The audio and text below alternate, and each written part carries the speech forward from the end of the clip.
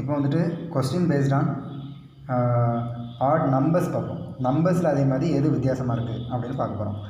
இப்போ பார்த்திங்க அப்படின்னா இதில் வந்துட்டு 8, 42, 49, 55. ஸோ இதை பார்த்தோன்னே என்னதான் இருக்க முடியும்? பார்த்திங்க அப்படின்னா இதெல்லாம் வந்து 7ஓட மல்டிபிளாக இருக்கும், அப்படி தானே?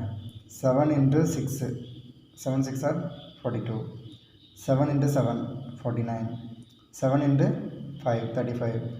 ஸோ அப்போ 8 மாதிரி தான் என்ன இருக்குது, 8 தான் கொஞ்சம் டிஃப்ரெண்ட்டாக தெரியுது, அதை தான் ஆன்சராக இருக்க முடியும். சரியா? அவ்வளோதான். ரீசனிங் வந்து அந்த டைமில் யோசித்து போடுற மாதிரி தான் இருக்கும். அடுத்த ரெண்டாவது எக்ஸாம்பிள் பார்த்திங்க அப்படின்னா 34, 43, 67, 76. ஸோ மேக்ஸிமம் இந்த நம்பர்ஸில் வரும்போது நம்ம யோசிக்க வேண்டிய ஒன்று கண்டிப்பாக டிஃப்ரெண்ட்டாக தான் இருக்கும். இதுக்கு ரெண்டுக்கு இடையில என்ன டிஃப்ரெண்ட் அப்படிங்கிற மாதிரி தான் ஃபஸ்ட்டு யோசிக்கணும். சரியா?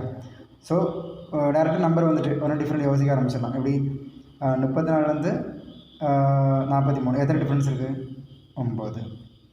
67லேருந்து 76 டிஃப்ரென்ஸு 9. 55 to 62 இதில் வந்து 7 டிஃப்ரெண்ட் இருக்குது. சரியா? அதுமாதிரி 83 to 92 9 டிஃப்ரென்ஸ் இருக்குது. ஓகேவா? இப்போ ஆப்வியஸ்லி ஆன்சர் வந்து இதாக தான் இருக்க முடியும்.